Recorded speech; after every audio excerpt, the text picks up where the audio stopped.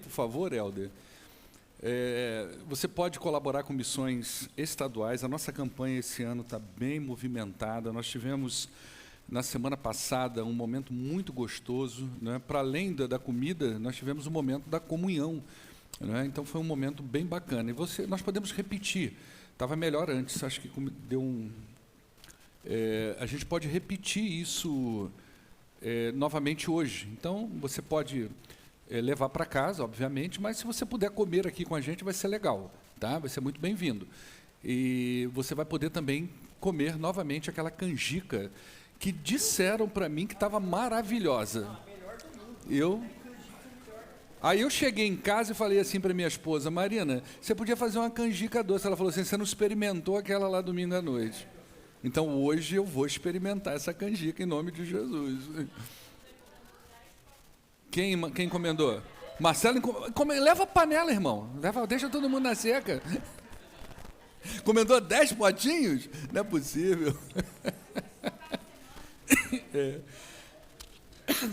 Tá aqui os preços, tá? O Davi, meu filho, cadê o Brito? Brito, o Davi está com uma sugestão para te dar aí, cara, de mudança de nome. Por exemplo, oi? O Egg Salada ali, ele falou para colocar Jardim do Éden, que lá só tinha salada. Né? X-Éden, ele deu essa ideia. Falou para mim, falou que vai te procurar. O X-Egg Bacon, ele falou X-Arca de Noé, que tem a bicharada toda lá dentro, então X-Arca de Noé. Entendeu? Aí o restante aí, ele deve ter um repertório lá na cabeça dele, que eu nunca vi um repertório. Toda hora esse menino vem com uma. Eu não entendo.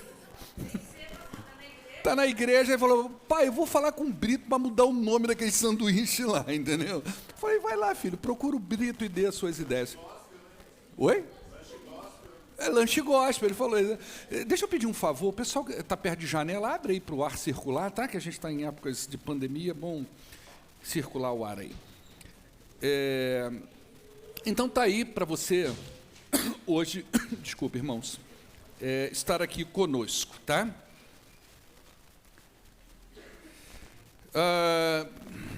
Só para atualizar você, nós não estamos fazendo exposições, por enquanto, pela manhã, né? Vamos voltar a fazer exposição bíblica de manhã, mas por enquanto não.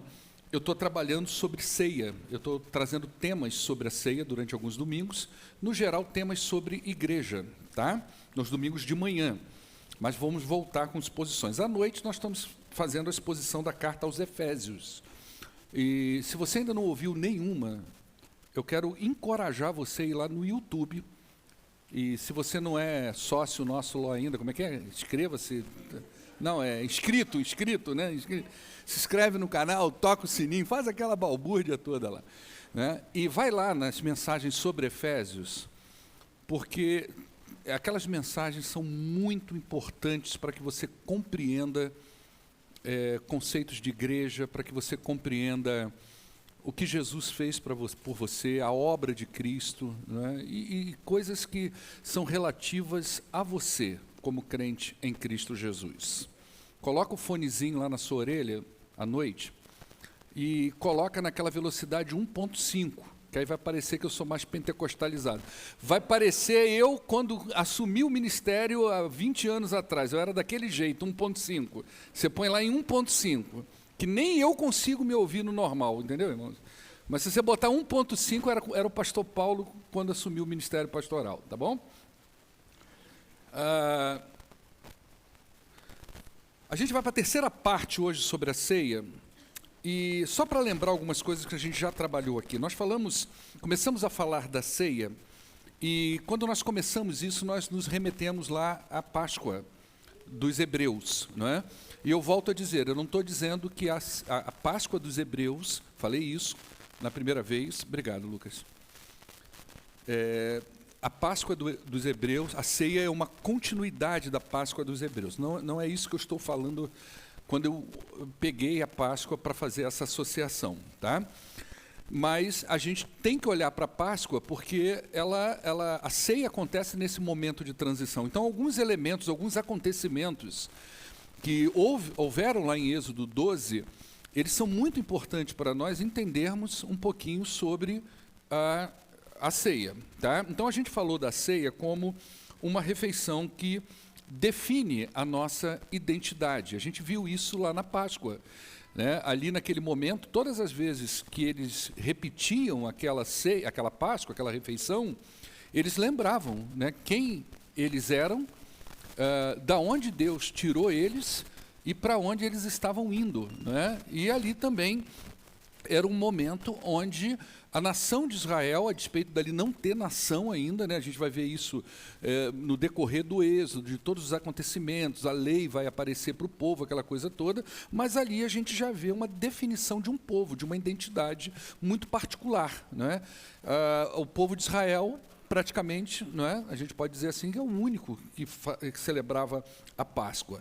A gente viu a ceia como uma refeição que também amplia o conceito de família. Em que sentido? Isso aqui é muito importante para nós, tem tudo a ver com o que será dito provavelmente domingo que vem à noite. Acho que é domingo que vem à noite? Eu acho que é. Domingo que vem à noite, quando a gente começar a trabalhar Efésios capítulo 2, verso 11, isso aqui é muito importante. A ceia, ela amplia o conceito de família. Então, lá na Páscoa dos hebreus, a Páscoa era celebrada dentro de casa, com os parentes. A ceia, Jesus celebrou de uma maneira diferente. Não era a mãe dele que estava lá. Não eram os pais dele, não eram seus irmãos que estavam lá. Eram os seus discípulos. Então, a ceia, Jesus muda essa concepção. A ceia não é um evento familiar, onde nós vamos celebrar dentro da casa da gente. É um evento onde é redefinido esse conceito de família. Família, no cristianismo, família para Jesus Cristo, é o povo de Deus reunido como um só povo. A gente falou também da ceia como uma refeição que define a membresia da igreja. Parece radical o que eu vou falar agora, e se você entender isso aqui radicalmente, eu não vou levar você a mal de forma nenhuma, tá? A ceia, ela não é para o membro da igreja, ela é para o crente. Entende isso? A ceia não é para o membro da igreja, ela é para o crente em Jesus Cristo, para o salvo em Jesus Cristo, para o redimido, para aquele que foi lavado e remido pelo sangue de Jesus, para aquele que faz parte da família do Cordeiro. Automaticamente a gente espera que essa pessoa seja membro da igreja, não é? Então, por isso que ela é uma refeição que define a membresia da igreja. Ela devem participar da ceia, devem viver esse momento aqueles que de fato tiveram um encontro salvífico com o Senhor Jesus Cristo, fazem parte do povo de Deus. Na semana passada, nós falamos sobre o significado da reunião da ceia. E para falar do significado da reunião da ceia, nós recorremos a um capítulo, o capítulo 10, se eu não me engano, foi o capítulo 11, desculpa, de 1 Coríntios, onde nós trabalhamos esse capítulo para a gente entender o significado daquele momento onde a igreja se reúne para participar da ceia do Senhor. E na ocasião, nós destacamos que a ceia é uma reunião de proclamação, isto é, quando nós celebramos a ceia, nós estamos anunciando o Evangelho de Jesus Cristo. E por ser um ato de proclamação, ou seja, a ceia, dentre outras coisas que ela significa e simboliza, ela é um ato de proclamação, essa reunião precisa trazer em si as exigências do Evangelho, aquilo que compõe o Evangelho, aquilo que nós entendemos ser o Evangelho de Cristo. E isso precisa estar presente na vida da igreja para que a ceia ela tenha realmente essa perspectiva proclamadora. E era um problema que estava acontecendo lá na vida da igreja de Corinto. Não é? As exigências do Evangelho estavam ausentes da igreja. Por isso que Paulo ele vai dizer lá em 1 Coríntios capítulo 11, ele tem um momento, não sei se é no verso já de número 1 ou se é no verso de número 17, onde ele vai dizer assim, olha, sobre a reunião de vocês, eu não tenho como dizer que é uma coisa boa, não é? Nisso que vou dizer, eu não elogio vocês, disse Paulo aí, né? Pois as reuniões de vocês mais fazem mal do que fazem bem. E por que Paulo diz essa palavra muito mais radical do que a que eu disse antes? Mas é ele que está falando, né? Eu também sou Paulo, eu só não sou o apóstolo Paulo, né? Mas ele está dizendo, a gente não leva a mal. Mas olha o que ele está dizendo para a igreja. A reunião de vocês, imagina um pastor chegar aqui e falar assim, gente, quando a gente reúne para a ceia, mais faz mal do que bem. Não é? Eu vou estar despedido na segunda-feira. Não é verdade? É um troço esquisito. Eu falo, mas ele está falando isso. Né? Por que ele diz isso? Porque as exigências do evangelho estavam ausentes da vida da igreja. Estava havendo uma situação, um problema muito grave dentro da igreja. Eles reuniam para ceiar, e na hora da reunião da ceia, naquele momento, havia panelinhas, havia grupinhos, havia um pessoal que tinha uma condição financeira maior, comia primeiro, porque era misturado com uma outra festa que tinha lá, né? Aqueles de menos recursos chegavam, depois não tinha direito a nada, né? Jamais sentariam naquela mesa ali, ficava só de longe olhando, não é verdade? Então, o que Paulo disse? Isso não está certo, porque a ceia não tem como proclamar um evangelho que fala de amor, de igualdade, de compreensão, um evangelho que não faz acepção de pessoas, um evangelho de nivelamento do ser humano, tanto debaixo do pecado, quanto debaixo da graça. O evangelho da misericórdia. Como que uma igreja vai proclamar isso se isso está ausente da vida dela? Por isso que Paulo fala isso que ele disse aí no verso de número 17. Tá? Quais eram as consequências disso? A gente viu isso na semana passada. Paulo atribuiu como consequência dessa distorção do evangelho dentro da igreja de Corinto e que se manifestava na ceia, ele vai dizer, por isso que há entre vós aí muita gente que está ficando doente, tem muita gente que está morrendo, tem muita gente que está acontecendo isso. Tá? Obviamente que a gente vê aqui que não é uma questão de que a ceia está matando as pessoas, talvez, embora aí o texto é bem radical nisso, não é? Mas talvez a pessoa, quando ela chega para uma ceia, quando ela participa de um evento tão significativo como esse, da forma como eles estavam participando, sem discernir o corpo de Cristo, sem ter nenhuma perspectiva real do evangelho presente ali naquele momento, quando a pessoa chega para a ceia nesse momento, desse jeito, pressupõe que provavelmente ela já está com outras questões na vida dela muito grave diante de Deus, né? E a gente então destacou aqui, baseado nisso, que hoje a gente poderia, como é que a gente aplicaria isso à igreja? Quais são os males que podem recorrer sobre uma igreja hoje, quando ela celebra a ceia, os seus membros participam desse momento, sem esse discernimento do corpo de Cristo, com a ausência das implicações do evangelho dela. E nós falamos, pode haver esfriamento espiritual na igreja, a igreja não tem fervor do evangelho, tá? O pecado está reinando, não tem jeito. Quando há pecado na igreja, a igreja não vive a grandeza, a plenitude, o vibrar do evangelho. Então, o esfriamento espiritual, as pessoas vão aparecer aqui no primeiro dia da ceia, vai lotar, depois você não vai ver mais essa pessoa aqui, não é? Ela não tem implicação com a igreja, ela nem sabe o que está acontecendo ali, ela vai lá pegar aquele cálicezinho, ela vai pegar aquele pãozinho ali, como se fosse uma coisa religiosa, ela vai tomar aquilo e vai sair daqui com a impressão de que ela foi até tratada espiritualmente, mas isso está só na cabeça dela. A gente falou que poderia ter outra coisa que não é boa, que é a corrupção moral, ética e comportamental dos membros da igreja. Não é? O que é a corrupção moral? É quando a igreja começa, então, agora a se distanciar da lei de Deus, das coisas de Deus, da Bíblia Sagrada, e as pessoas começam a pecar realmente contra o Senhor. Há também um problema ético nos relacionamentos, é um problema de comportamento na vida das pessoas. Famílias quebradas é uma outra consequência que vem na esteira rolante, as famílias vão se quebrando. Não é? Marido e mulher vão se dissolvendo, filhos e pais, pais e filhos, netos, avós, essas coisas, o evangelho não está mais presente na vida daquela família, aquela casa não é mais uma igreja. É uma casa, uma família que vai à igreja, mas a casa não é mais uma igreja. Não é? Distorções graves no evangelho, a gente vê isso até hoje, e igrejas e membros que não influenciam nada nem ninguém, vai para o mundo e se torna como o mundo, não é? Passa pelo mundo, quando vê uma coisa muito feia, muito errada, eu sou crente, beleza, mas não tem nenhum tipo de influência sobre aquilo, no sentido de falar do evangelho, no sentido de trazer uma coisa diferente para ali, não é? Líderes descompromissados com a sua missão. Você tem uma liderança na igreja, mas uma liderança que não faz aquilo que deve fazer. Não tem compromisso com o seu próprio ministério. Não é que não é quando a gente assume um ministério como líder numa igreja, a gente não deve assumir um ministério porque colocaram a gente naquele cargo. Né? Eu sou pastor porque esse é o ministério da minha vida. O ministério da minha vida é ministério de ensino. Então, se eu me aposentar hoje ou amanhã, né, e for para uma outra igreja, aonde eu chegar, eu não vou ser mais o pastor lá, o presidente da igreja, aquela coisa toda, mas eu nunca vou me afastar de ensinar o evangelho para as pessoas, porque esse é o ministério da minha vida. Não precisa ninguém me colocar lá, é o ministério da minha vida.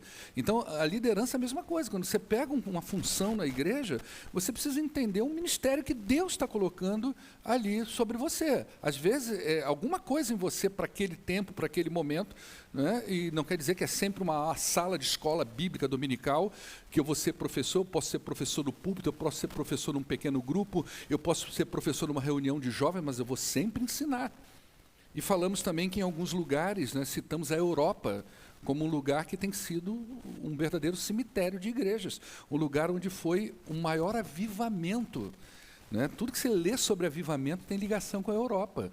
E hoje nós temos igrejas às moscas. Olha o que a falta de discernimento de uma igreja, a imaturidade da igreja em relação aos seus rituais, as coisas que referente à igreja pode causar no povo de Deus, tá? A gente precisa levar isso tudo muito a sério, não só a ceia, mas tudo que se refere à vida de uma igreja.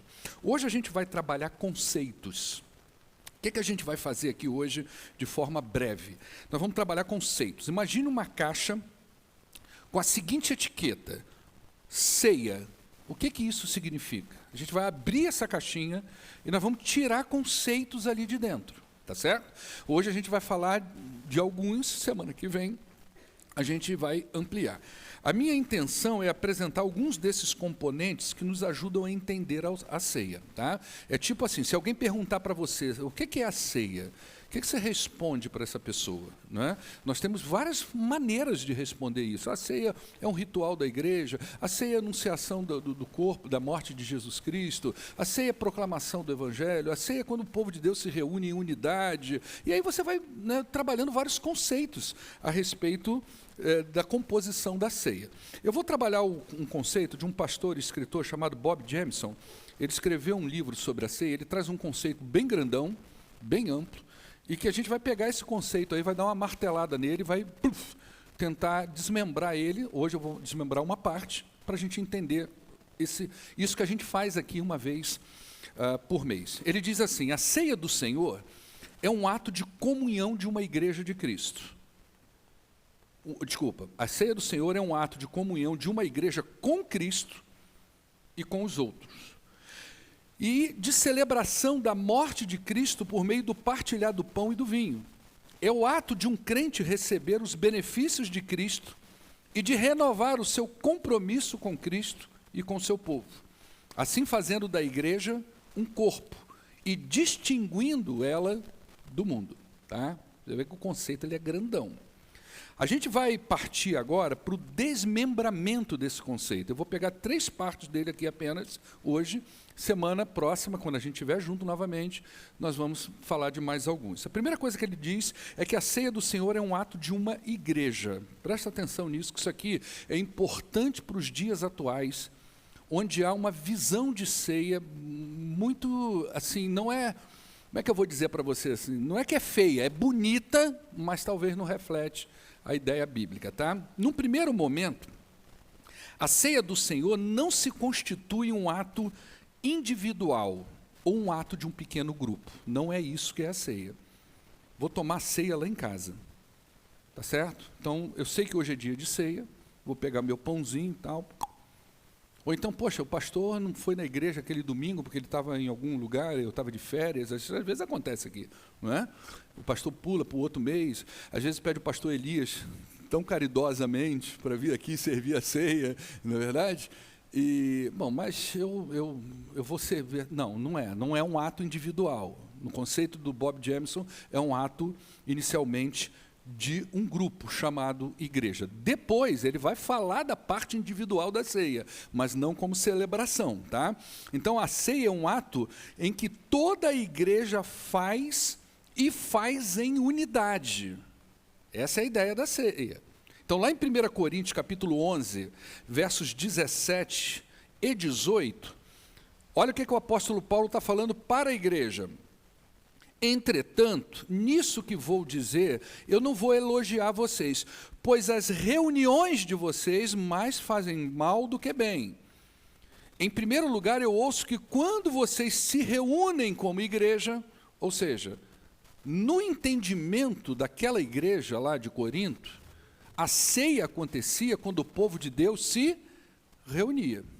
Era assim. Talvez inicialmente, nos primeiros passos do Evangelho, você vai talvez encontrar alguma coisa relacionada a um grupo menor num determinado lugar.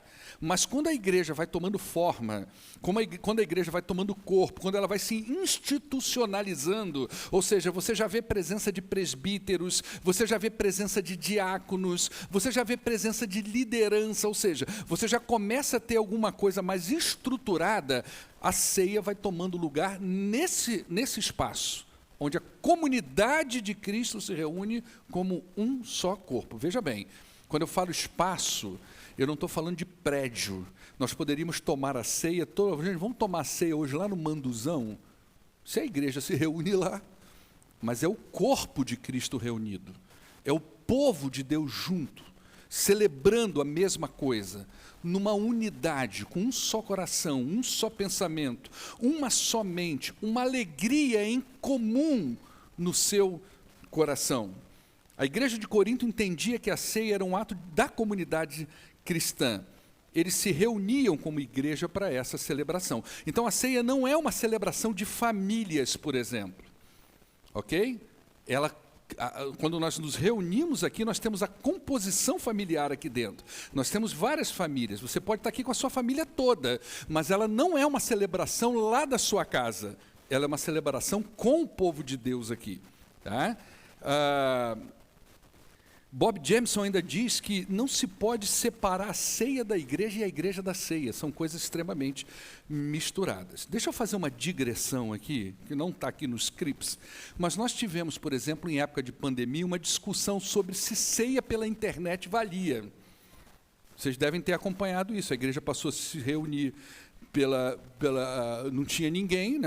No início o pastor pregava que muitas igrejas celebraram a ceia pela internet. Pastor, como é que fica um caso desse? Veja bem, essas variáveis podem acontecer na vida da igreja. Nós não fizemos isso aqui, mas essas variáveis podem acontecer. Você pode estar num momento da situação do mundo em que a igreja não consegue se reunir presencialmente todo mundo, não está todo mundo junto, mas a igreja continua conectada por algum meio. Ela cultua, ela celebra, ela ensina, ela é igreja. E em algum momento pode acontecer algo como isso, a celebração de uma ceia à distância, mas o povo de Deus está todo conectado, ele está junto. Não é legal você lá na sua casa falar assim, olha, minha igreja não está celebrando ceia, mas lá tem uma igreja, peraí que eu vou para e tal, então eu vou fazer aqui sozinho em casa, porque lá na igreja não está acontecendo, né? O pastor disse que eu sou o sacerdote do lar, então eu vou pegar minha Bíblia aqui, pai, e vou servir. Isso aí já não é uma coisa muito legal, porque a ideia da ceia é uma ideia da comunidade do Senhor Jesus Cristo. O segundo ponto do conceito do pastor Bob Jameson, ele vai dizer que a ceia é a comunhão com Cristo e com as outras pessoas. Presta atenção nisso, que isso aqui é muito importante para nós. Isso aqui tem tudo a ver com o que eu vou ensinar lá em Efésios. Eu vou até abrir aqui. Helder, me ajuda nisso, por favor. Coloca Efésios, capítulo 2, verso 11.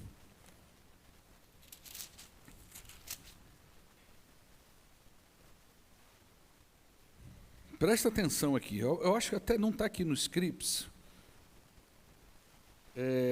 mas deixa eu ler Efésios primeiro para você, o verso 11, olha o que diz.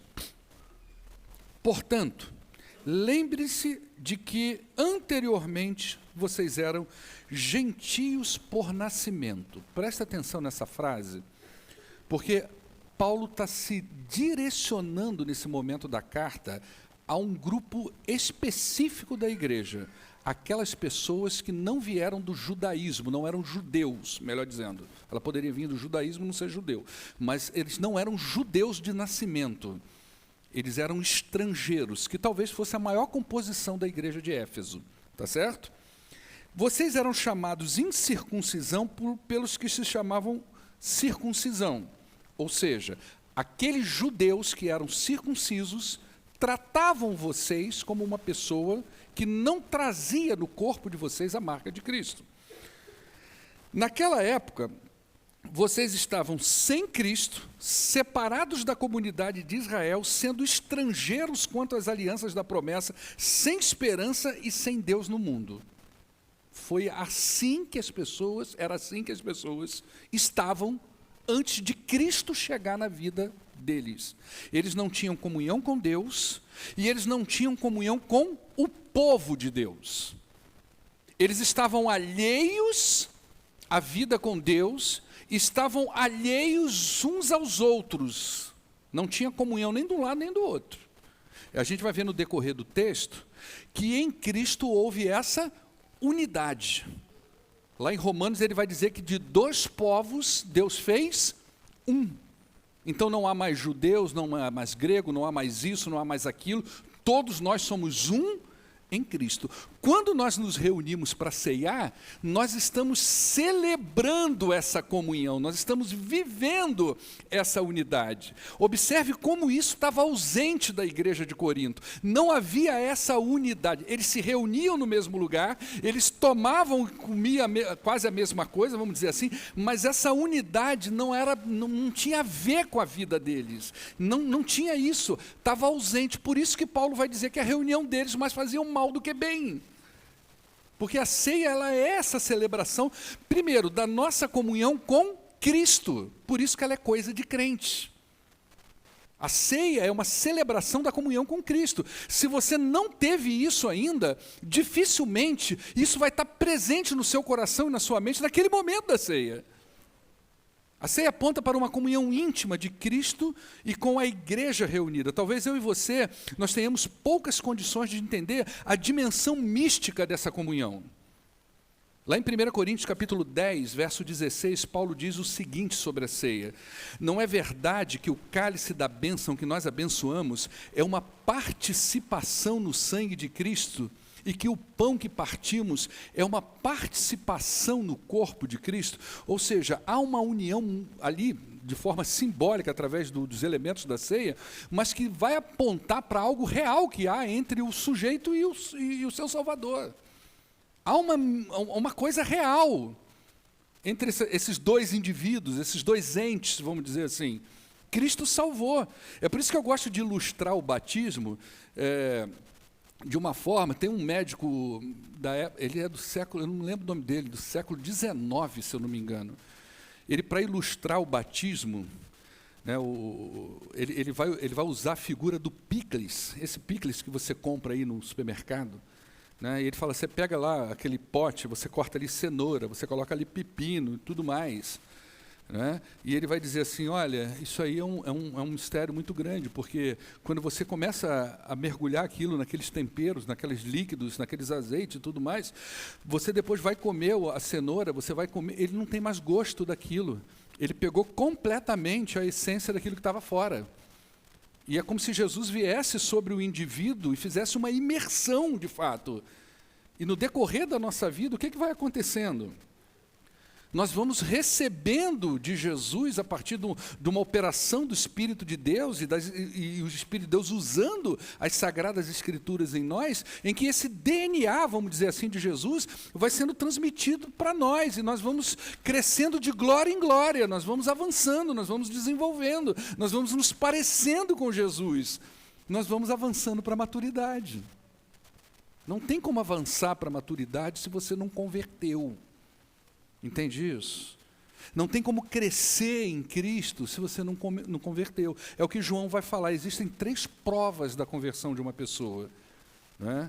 A primeira delas, como é que ela lida com as Escrituras? Ela obedece à lei de Deus? Ela lê lá a Bíblia e obedece?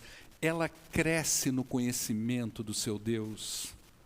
ela dedica tempo a conhecer o seu Deus, a estudar sobre o seu Deus, ela tem uma boa comunhão com Deus. Outra, terceira, como que é a comunhão dessa pessoa com o povo de Deus? Ela tem intimidade com o povo de Deus, ela é implicada com o povo de Deus, ela ama o povo de Deus do jeitinho que ele é, do jeitinho que ele é. Paulo amou todas as igrejas pelas quais ele passou e escreveu, tanto a de Corinto, que era uma igreja completamente estranha, como a igreja de Filipenses, que era a amada do seu coração. Todas duas, Paulo chamou de igreja do Senhor. Todas duas, Paulo se dirigiu àquelas pessoas como separados pelo Senhor. Então, na ceia, nós temos a oportunidade de trazer à memória todas as bênçãos da cruz e nos reconectarmos com elas. Nós temos condições de trazê-las novamente para a nossa vida, coisa que muitas vezes nós esquecemos no dia a dia. Por isso que tem marcos. Por que o povo de Israel fazia Páscoa todo ano? Poxa, aquele era um momento incrível, uma oportunidade incrível de trazer o passado para o presente e reviver aquela história. Na ceia é a mesma coisa. É o momento que você tem uma oportunidade de se reconectar com tudo aquilo que Jesus fez na cruz. O sujeito, quando não é crente, quando ele não é salvo, ele não vai fazer essa reconexão, porque não existe ainda. Na ceia, o crente vai se reconectar com a cruz novamente. Ele vai relembrar aquilo tudo, ele vai trazer à memória aquilo tudo. E ele vai ter ali, ele vai viver essa comunhão íntima com o Senhor. A nossa fé na ceia é renovada, os nossos corações se alegram, a nossa alma se regozija no nosso Salvador e Senhor Jesus Cristo. João Calvino fala que a alma, ela tem uma comunhão tão verdadeira no sangue quanto o vinho tem quando ele entra em contato com a boca. Olha a ilustração que Calvino está falando. Ele está dizendo o seguinte: quando você pega, no momento da ceia, o cálice, o contato que a sua boca tem com aquele vinho, né? Ali você sente, do ponto de vista físico, a mesma coisa acontece com a sua alma em relação a Deus, a Cristo, naquele momento em que você está vivendo aquele ritual tão significativo para a vida da igreja. Só que a comunhão não é só com Cristo. Cristo é a cabeça, nós somos o corpo todo é unido. É impossível ter comunhão com Cristo e não ter comunhão com a igreja. Gente, presta atenção, isso é antinatural. Isso é antinatural. Você não tem condições de ter comunhão só com Cristo e não ter com a igreja. Não existe, essa comunhão vai estar só na cabeça da pessoa. Ela acha que tem muito discurso hoje. Eu tô bem com Deus lá em casa, eu faço tudo que é bom, tão legal, eu prefiro servir a Deus. Gente, isso é antinatural, presta atenção nisso, é antibíblico, é anti tudo. Você pode não estar aguentando mais o povo da igreja, mas ele também não te aguenta. É assim que funciona. Você pode ter os rusgos, as ranhuras, é assim que funciona, é desse jeito. Nós somos seres humanos, o pecado ainda está ali agindo, é assim que funciona. E é aqui na igreja que nós colocamos em prática toda a teoria bíblica que nós aprendemos. Senhor, me ensina a perdoar, me ensina a amar. Aí você orou, você veio renovado, fiz uma oração ao Senhor, chorei, Ele me ensinou a amar e tal. Aí você entra ali naquela porta, aquele irmão que é quina, sabe? Aquele irmão que você passou por ele, dói. É ele que vai estar lá na tua frente, é ele que vai te receber na introdução da igreja, é ele que vai estar ali, e aí, vai aprender comigo ou não vai? É desse jeito. Paulo chega a dizer lá em 1 Coríntios 10, 17, por haver um único pão, nós que somos muitos, somos um só corpo, pois todos participamos de um único pão. Não existe vários corpos de Cristo. O corpo de Cristo é um só, e o povo dele também. A igreja é uma unidade composta de várias partes. Muita gente tem comunhão com Cristo só na sua cabeça, mas biblicamente não há nenhuma evidência que sustente essa comunhão, nenhuma evidência bíblica.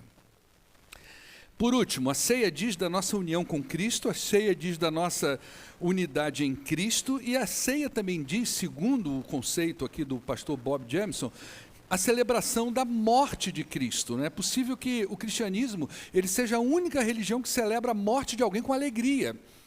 Na ceia nós celebramos a morte de Cristo. Jesus disse o seguinte, lá em Lucas 22:19, tomando o pão, deu graças, partiu, deu aos seus discípulos e disse, isso é o meu corpo, em favor de vocês, façam isso em memória de mim.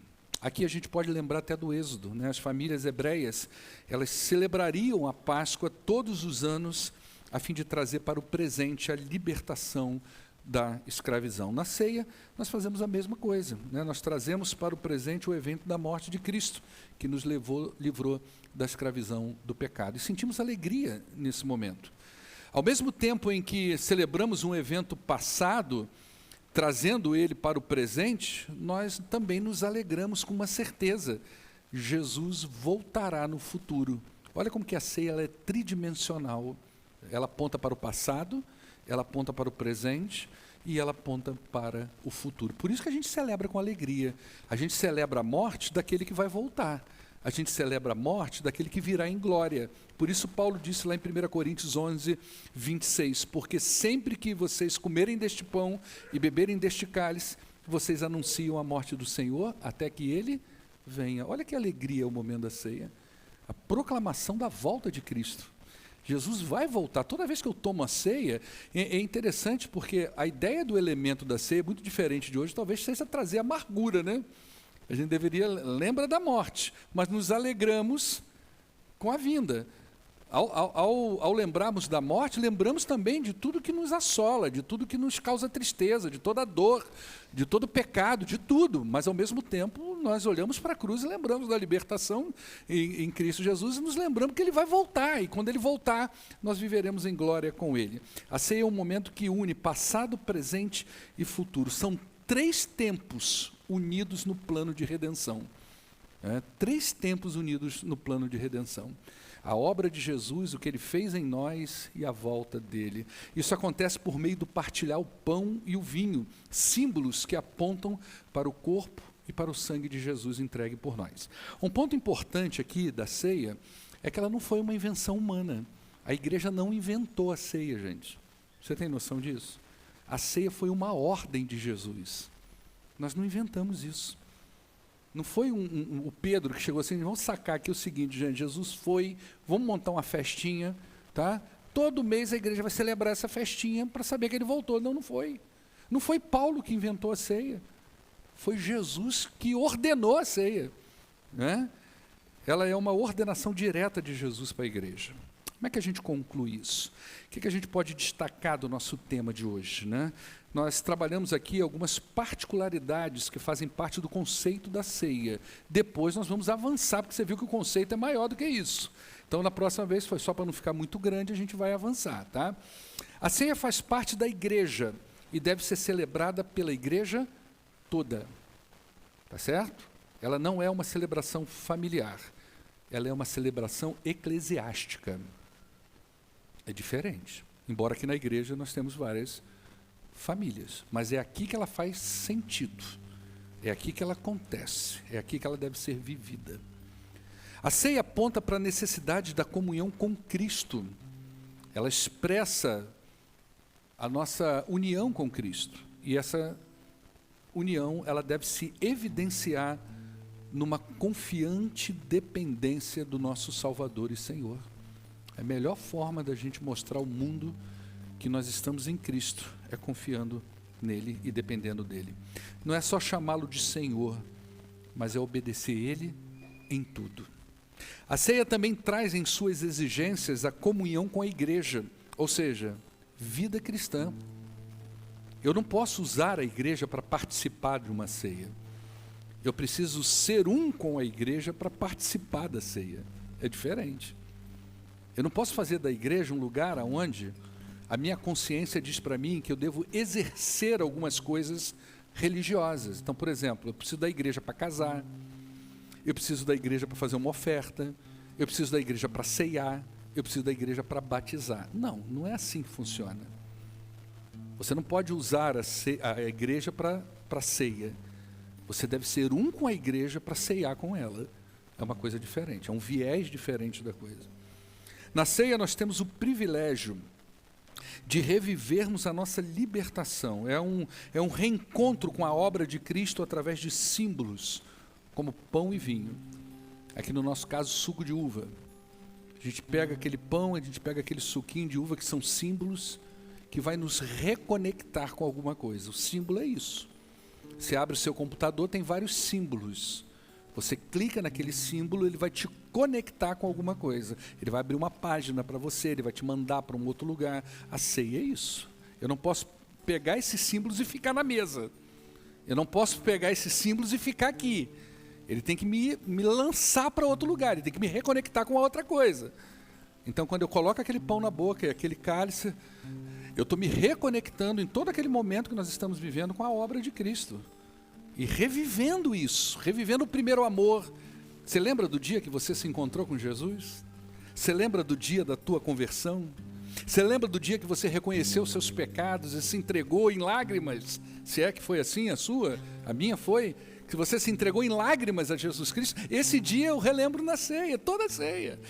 E aí quando eu lembro disso, eu me lembro do meu Salvador, de tudo que Ele fez, que eu era estrangeiro, que eu era inimigo da cruz, que eu estava alheio ao povo de Deus e que agora Ele me uniu ao povo de Deus e eu sou uma outra criatura, olha que coisa. E eu ainda me lembro naquele momento, nossa, Ele voltará e um dia eu vou desfrutar disso na sua plenitude, com o povo todo reunido, o povo santo de Deus. Essa é uma coisa gloriosa. Isso é ceia. Isso passa pelo coração. Você vê que você não pode ficar na mesa, você não pode ficar no cálicezinho, no pãozinho. Isso tem que te levar para outro lugar. E a gente tem esse privilégio, é um reencontro com a obra de Cristo através desses símbolos. Amém? Semana que vem não sou eu, tá, gente? Amanhã o pastor, amanhã, não é hoje à noite não, amanhã. Hoje à noite é Efésios, tá certo? De vez em quando dá uns baracutaco. Amanhã o pastor está indo para a academia pastoral, academia de estudos pastorais. Vou amanhã e volto sexta. Final de semana que vem estou aqui, tá? Mas aí de manhã o Aspira que vai pregar, tá certo? Que tem que dar uma ajuda ao pastorzão, não é verdade? Mas eu vou esfolar mais ele, que o Antônio vazou, eu tenho que esfolar mais ele, não tem jeito. Gente, vamos orar ao nosso Deus. Se eu não aprender, gente, eu não ensino, entendeu? Eu preciso aprender. Eu preciso aprender. E eu acho vocês tão importantes, eu tenho tanto zelo por aquilo que eu vou dar a vocês, que eu me esfolo para aprender, para poder vocês receber uma coisa que pode não ser a melhor do mundo, mas é bíblica, é para o seu crescimento, é para o crescimento da sua família. Amém? Pai, muito obrigado por esta manhã. Eu peço, Pai, que o que nós trabalhamos aqui hoje, o que nós falamos aqui hoje, encontre um lugar muito especial na vida dos teus filhos. Nós queremos avançar para a maturidade, ó Deus. Nós queremos crescer. E para crescer, a gente tem que deixar de ser a gente. Para crescer, a gente tem que vencer os nossos limites. Para crescer, nós temos que quebrar conceitos que às vezes está dentro do coração da gente. Para amadurecer, nós temos que aprender, ó Deus. Eu peço ao Senhor que o teu Espírito, melhor professor, aplique essas palavras no coração da tua igreja. Em nome de Jesus é que eu agradeço e oro hoje e sempre. Amém.